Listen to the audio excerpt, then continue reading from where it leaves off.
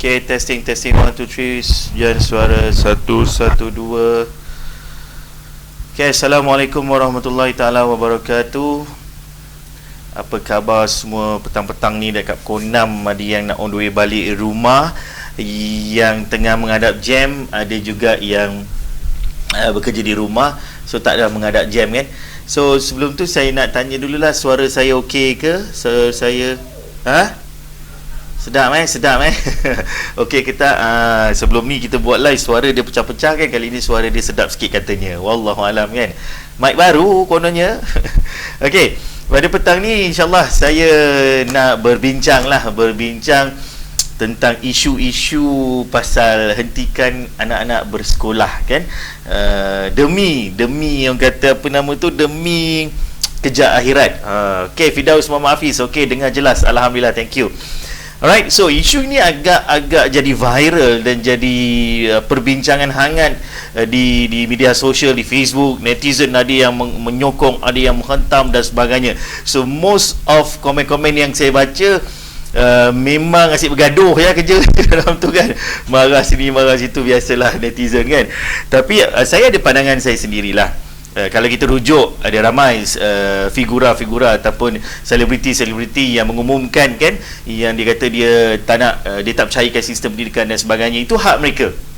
Okey, saya di sini bukan untuk menghentam dan mengatakan isu-isu yang tidak elok dan sebagainya, tetapi bagi saya itu hak mereka kerana mereka mempunyai perspektif mereka sendiri, dan untuk itu juga saya juga mempunyai perspektif saya sendiri. Okey, now saya bercakap atas perspektif saya, atas pandangan saya tentang hentikan anak-anak daripada bersekolah biasa untuk fokus pada akhirat. Sebab itu topiknya kan?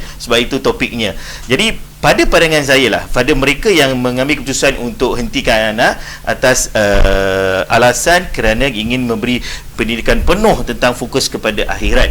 Okey, itu mereka punya cara dan mereka punya pandangan. Tapi bagi saya, pandangan saya merujuk kepada prinsip itu. Menolak pendidikan, sebagai contoh degree dan master mampukah seperti atas ni kan, menyelamat mereka daripada dajjal. Bab kata Zuriah, mampukah degree dan master menyelamatkan mereka daripada dajjal?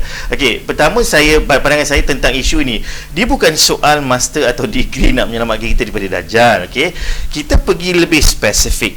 Bagi saya, bila sebut pasal pendidikan sekolah ini, dia bukan hanya tentang sistem sekolah tau. Bukan hanya tentang belajar sains, bukan hanya tentang belajar matematik, bukan hanya tentang belajar yang lain-lain.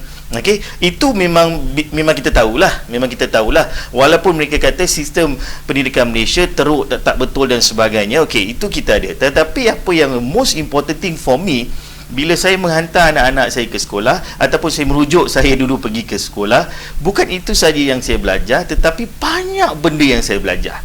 Yang antaranya adalah social skills kan. Kita berkawan, melalui dengan berkawan di sekolah, dia boleh mematangkan kita kenal macam-macam benda. Ya, ada baik, ada buruk, kita kenal.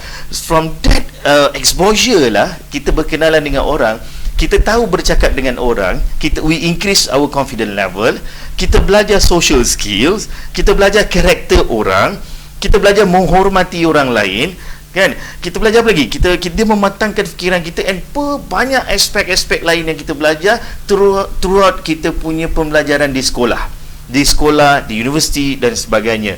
In fact, karakter seseorang itu boleh berubah apabila dia mula bersekolah. Karakter seseorang itu boleh berubah bila dia masuk dalam universiti. Jadi itu maknanya ilmu kehidupan juga ada dekat dalam sistem pendidikan bila kita pergi sekolah itu.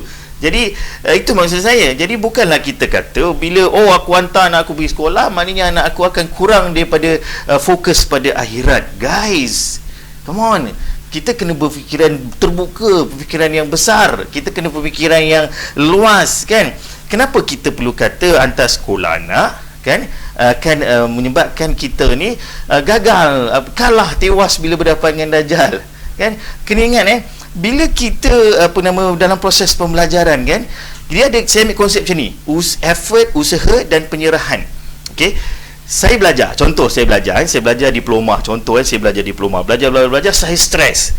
Saya stres lah, stres lah. So kita berbalik pada Allah, penyerahan.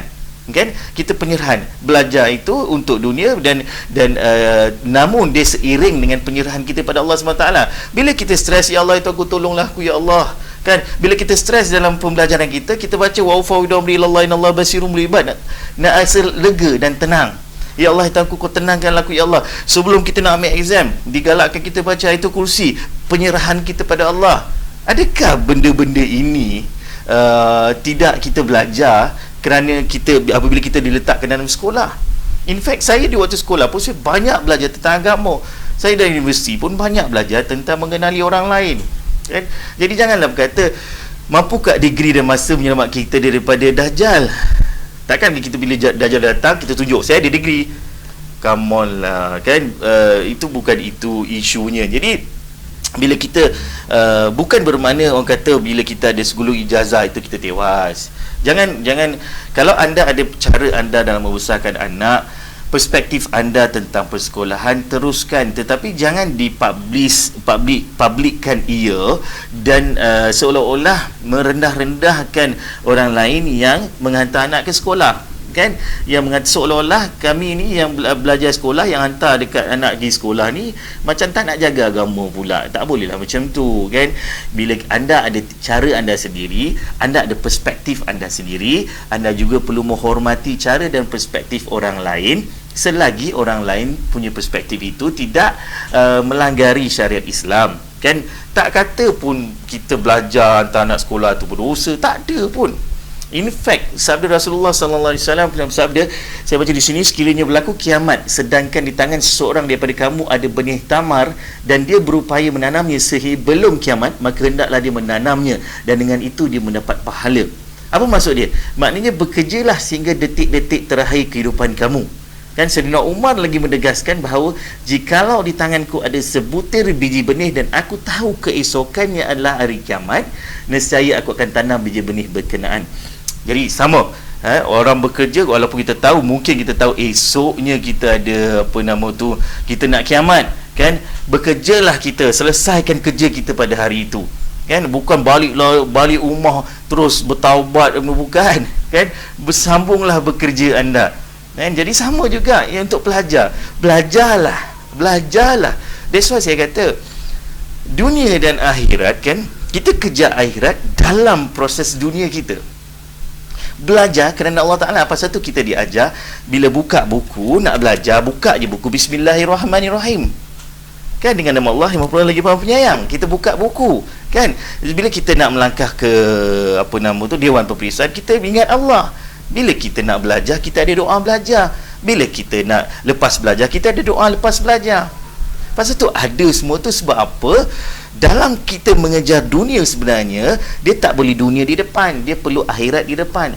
Pasal tu bila kita niat kerana Allah Ta'ala, kita meletakkan dunia kita di belakang akhirat, kan?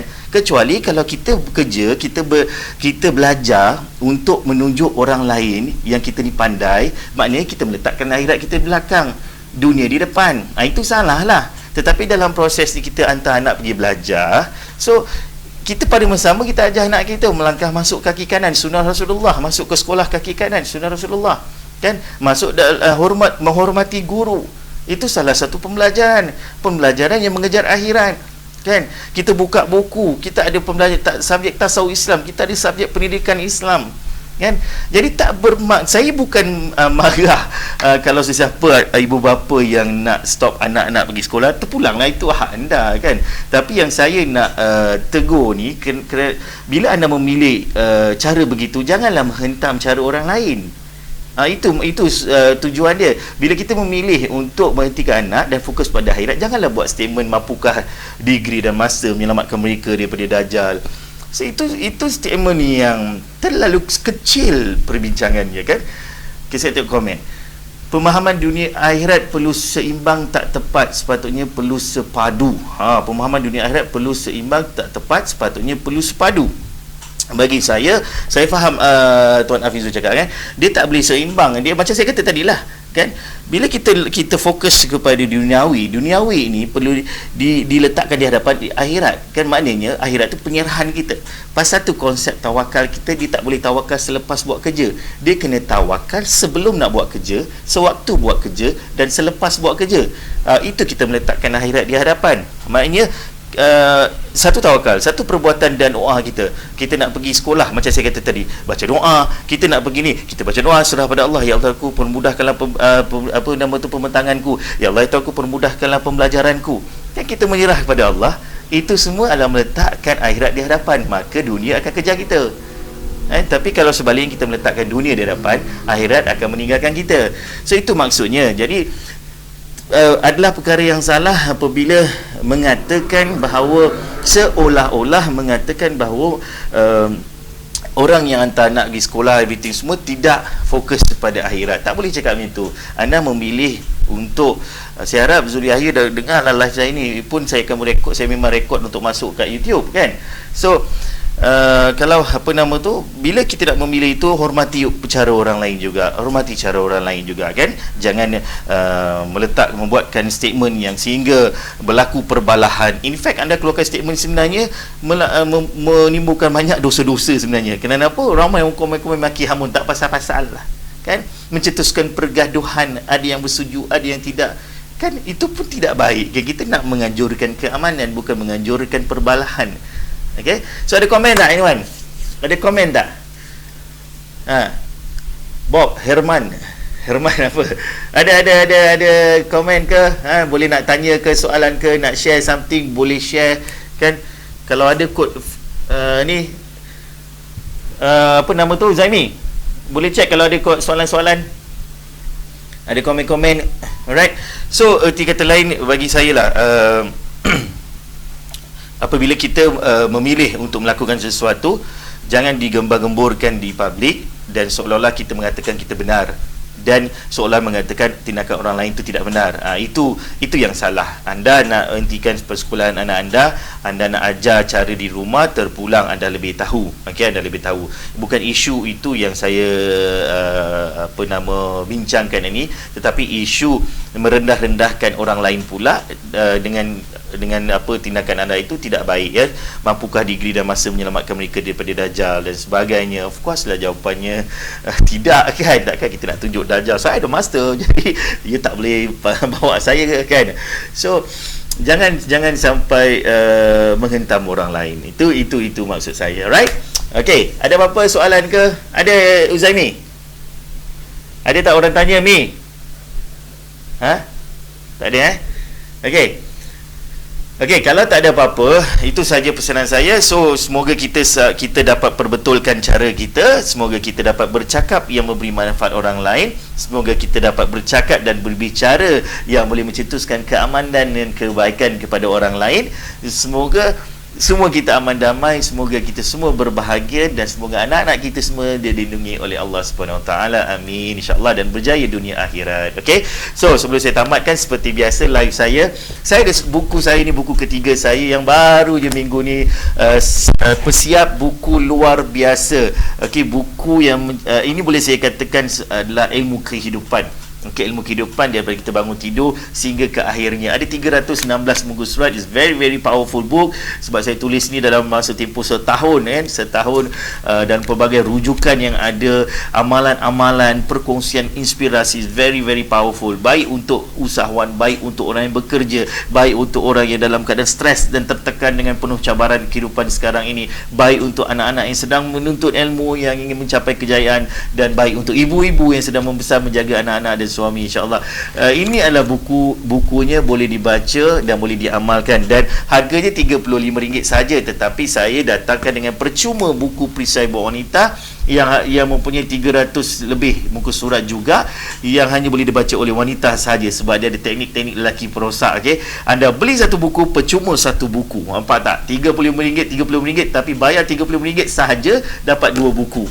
Okey, RM35 saja dapat 2 buku terus plus buku novel e-book Casanova Kecundang saya yang mempunyai muka surat sebanyak 400 lebih muka surat. Itu e-book novel dalam bentuk digital, e-book kita akan bagi secara percuma melalui email. Itu ada 400 lebih muka surat. So, kalau anda beli buku ini, anda akan dapat buku luar biasa, percuma buku Perisai Buah Wanita dan juga percuma e-book novel Casanova Kecundang. Saya tengah cari dia punya apa nama tu e-book novel ni. Contohlah ini ini dah dia. Okey ni. Alright. Okey. So boleh yang ni kita akan diberi percuma juga, ada 400 lebih. So boleh dial nombor di atas 014-2337-832. Anda akan dapat buku ini. Alright, RM35 untuk 3 buku. Okey. Okey, itu sahaja perkongsian. Semoga kita berbahagia selalu, insya-Allah. Allah bantu kita dalam saat-saat genting ini, insya-Allah. Assalamualaikum warahmatullahi taala wabarakatuh.